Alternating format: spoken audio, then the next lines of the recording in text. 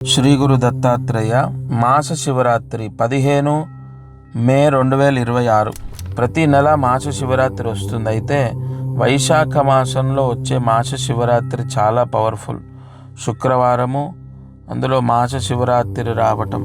ఎవరికైతే అప్పుల సమస్యలు, అప్పులు, ఆర్థిక ఇబ్బందులు ఉన్నాయో వారు ఇవాళ తలస్నానం చేసి శివాలయానికి వెళ్ళి ఈశ్వరుడికి 18 ప్రదక్షిణాలు చేసి 250 గ్రాముల విభూతి దానం చేయాలి. ఒకటి, తలస్నానం చేసి శివాలయానికి వెళ్ళి ఈశ్వర దర్శనం చేసుకొని 18 ప్రదక్షిణాలు చేసి 250 గ్రాములు అక్కడ అర్చకుడికి విభూతి దానం చేయాలి.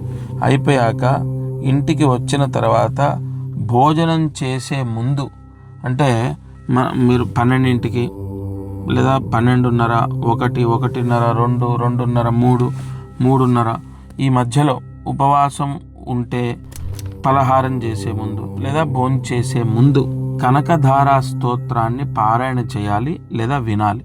శుక్రవారం, అందులోనూ మాస శివరాత్రి.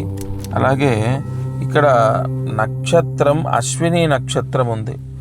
ఎవరైతే ఈ విధంగా కనకధారా స్తోత్ర పారాయణ చేయటం లేదా వినటం, విభూతి దానం చేయటం, 18 ప్రదక్షిణాలు చేయటం, ఈశ్వర దర్శనం చేసుకోవడం, తలస్నానం చేయటం, ఈ నియమాలని పాటిస్తారో మీరు చూడండి. నేను ఏదో మాటలు చెప్పడం కాదు, ఖచ్చితంగా అప్పులు తొలగిపోవటం, ఆర్థిక సమస్యలు పోవటం జరుగుతుంది.